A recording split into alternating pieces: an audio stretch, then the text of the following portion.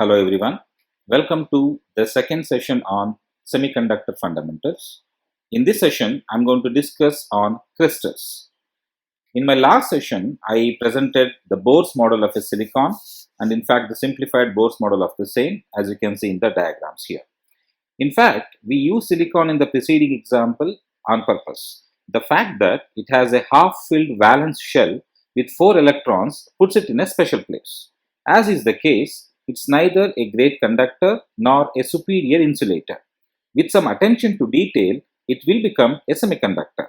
It should be noted that silicon is not the only material that can be used for semiconductors. In fact, many of the earliest semiconductors were made from germanium, and currently we make semiconductors from other materials as well. Silicon, however, remains the source of most semiconductors today. It is possible for pure silicon to be arranged in a monocrystalline structure. That is, all of the silicon atoms align in a very specific, well-ordered manner without any voids or breaks in the pattern. As silicon has only 4 electrons in its valence shell, 4 more electrons would be needed to fill the shell.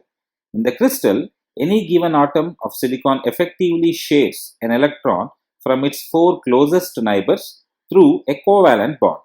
Each atom does this, therefore, each atom is tightly bound to its neighbors. This is illustrated in the figure shown here. Note the color coding of each of the electrons of every atom here. For the central atom, the 4 electrons in the outermost shell are indicated by the blue dots, and the remaining electrons are taken from the neighboring atoms. Remember, this is an energy diagram. We are not trying to indicate that individual valence electrons are zipping between atoms in figure 8 patterns. Indeed, this diagram is drawn flat, whereas a real crystal is not a simple sheet but is three-dimensional with varying thickness. While it would be practically impossible to draw a highly realistic representation of atoms in the crystal, given a few liberties, we can draw something that is at least comes a little closer to reality. We start by representing each silicon atom as a ball and the covalent bond as a connecting tube. Recalling that each atom must be bound to 4 others in a regular pattern, we come up with the drawing as shown in the figure here. Notice that the overall structure is essentially that of a cube. Further, at the center of each face of the cube, there exists an atom of silicon. Therefore, we say that the crystal structure is face-centered cubic. An interesting thing happens in the crystal when we examine the energy levels. With a single atom, we would expect to see an energy diagram like the one shown in the diagram here, that is, discrete permissible steps. Within a crystal, though, each atom is affected by those around it. This causes slight changes in the energy levels. Taken as a whole, all of these individual variations cause the discrete levels to blur into broader bands. If we were to examine the valence and conduction energy levels, instead of discrete, thin lines, we would see the thicker bands as illustrated in the diagram here. These bands still represent permissible electron energy levels. It's just that now there is a continuum rather than a discrete level. There will still be non-permissible or forbidden zones between these regions. A forbidden zone is referred to also as a band gap. Associated with this idea is the concept of the Fermi level, named after physicist Enrico Fermi. Basically, the Fermi level is the energy level in a given material at which there is a 50% probability that it is filled with electrons. In other words, levels below this value tend to be filled with electrons and levels above this tend to be empty. If the Fermi level lies within a band, the materials will be a good conductor. On the other hand, if the Fermi level lies between 2 widely separated bands, the material will be a good insulator.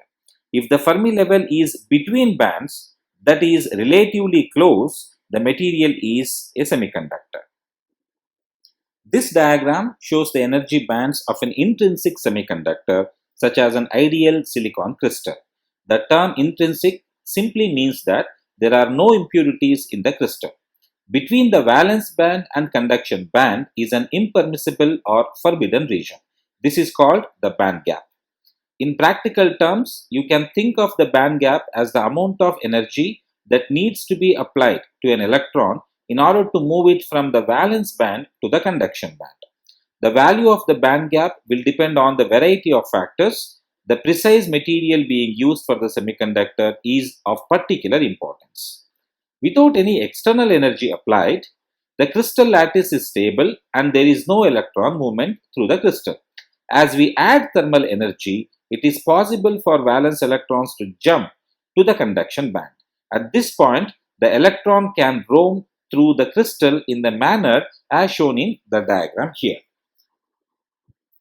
Here is how this happens. Because the thermal energy causes the electron to jump to the higher energy level of the conduction band, it leaves behind a hole, that is a place devoid of an electron. Now that the hole exists, it provides a place for another electron to fall into. The higher the temperature, the greater the number of freed electrons and the greater the number of corresponding holes. We now have thermally induced electron movement. We can also look at this from the opposing perspective, namely that we have an equal magnitude but opposite direction hole flow. If you find this idea hard to grasp, simply look at the diagram shown here. Each horizontal bar contains 4 dots representing electrons. In the topmost bar, there is an empty space, a hole, to the extreme left. When the leftmost electron moves into this hole, it fills it in a process called electron-hole recombination, which of course sounds much more impressive than it really is. The result is the second bar. We repeat this process of moving an electron right to left as we traverse down the diagram. Eventually, we end up with the 4 electrons packed together towards the left. Finally, instead of focusing on the dots, focus instead on the negative space, which is the empty white bit. Moving from top to bottom, the hole moves left to right in the opposing direction. Just as we think of the movement of electrons as a movement of negative charge, then the movement of holes can be thought of as a movement of positive charge. We can say that the electron is the carrier of negative charge while the hole is the carrier of positive charge. Before I end this session, it is important to note that in an intrinsic or a pure semiconductor, the number of thermally produced electrons and holes will be equal. Also, even at room temperature, the total number will also be quite small compared to the number of electrons in the crystal itself. So far in this session, we have mainly discussed about the crystal structure of an silicon atom, and we also have learned about the energy level diagrams and the energy level representation for the silicon semiconductor atom. In my next session, I am going to elaborately discuss on the doped semiconductors or impure semiconductors.